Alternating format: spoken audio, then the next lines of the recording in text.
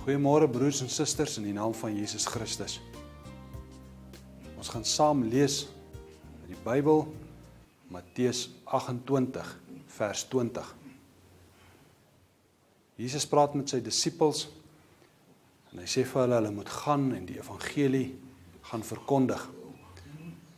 En hy sê, jy sal nie alleen wees nie, ek is saam met jou.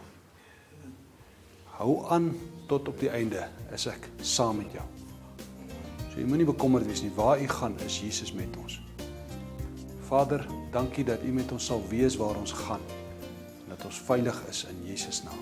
Amen.